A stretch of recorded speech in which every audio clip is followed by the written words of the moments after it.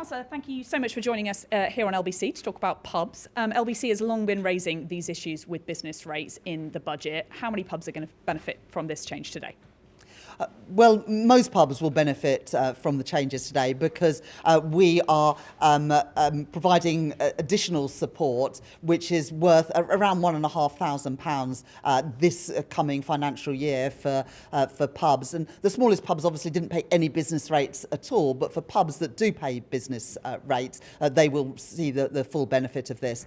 And then after the first year, business rates on pubs will be frozen in real terms for 2 additional years to give the pub industry, pub sector certainty. We all know that in the last decade or so, hundreds of pubs have closed. And we want to do things differently to support pubs that are vital community assets. It's why we reduced the business rates tax in the budget, but at the same time, the valuation of pubs that hadn't been revalued since the pandemic increased, and that's why the amount being paid went up. We wanted to support pubs, which is why we already put in a package worth £4.3 billion in the budget, and we're providing an additional almost £100 million worth of support today. And obviously there are a lot of hotels, restaurants, coffee shops. Could you explain to them why they are not going to be eligible for the same help?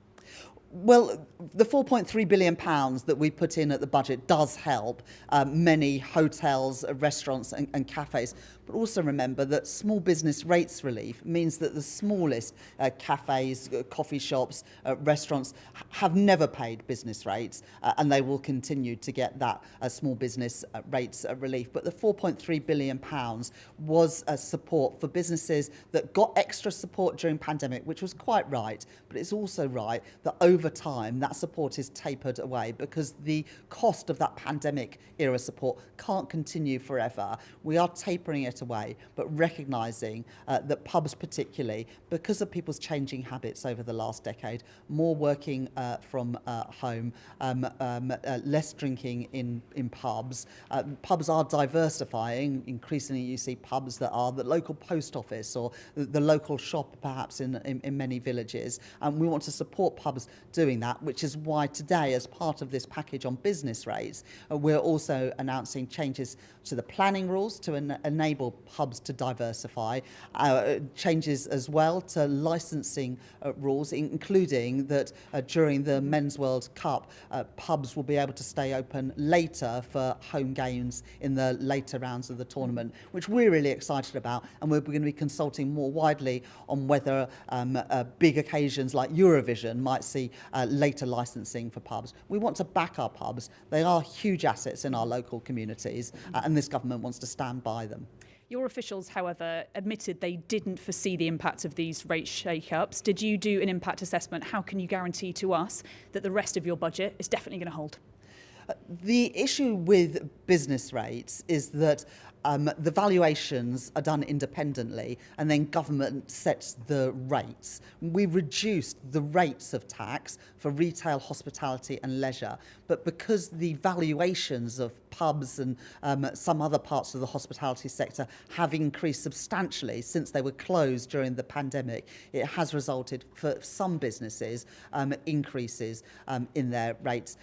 We have listened to the industry. We have worked really closely with the industry over the last few weeks. The industry are concerned around the methodology that was used to provide those valuations, which is why we've put in this additional support for pubs and have committed to look at the methodology for both pubs and for hotels too. And we're here in a pub today in South East London. Congratulations, you found a pub that will let you in. Many MPs obviously have faced a little bit of a ban. Are you hopeful that this will hopefully see that ban lifted, this package of measures you've got today? Well, I'm from the South East London, so it's great to be at the Goldsmiths Arms in Penge today. Look, Labour MPs have worked closely with me and the Treasury team on this package of measures. Under the previous Conservative government, there was no additional support. The £4.3 billion that we put in at the budget, that all was due to disappear under the plans that I inherited from the Conservatives. So we've worked hard to provide that additional £4.3 billion. It is important that over time the support from the COVID era is unwound, because that's not fair on other taxpayers to continue that additional support. But we recognise we've got to taper it out correctly, and that's what this package today does. And finally, you've said that you want to give young people the best possible chance to succeed, but 2 in 3 graduates aren't able to start paying back the capital on their student loans. The interest is so high. Do you really think this is a fair system? Well, it is important that you don't have to start paying back the student loan until you earn enough money.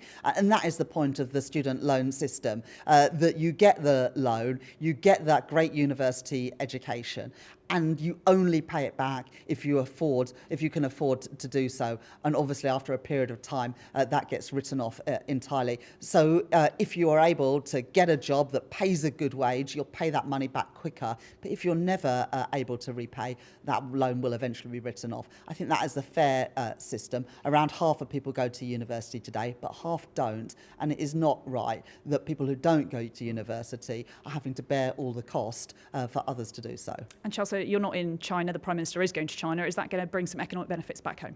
Well, I was in China last January and managed to do deals worth hundreds of millions of pounds to support British businesses doing business and exporting to China. And I'm confident that the Prime Minister will come back with a package of measures that helps businesses in Britain, that helps jobs in Britain, because we make and produce some brilliant stuff in the UK, and I want to sell it around the world, which is why we've done trade deals with India, Korea, the US. It's why we're improving trade relations with Europe. But China's the second biggest economy in the world. Big opportunities for British jobs and British businesses, and we want to seize them.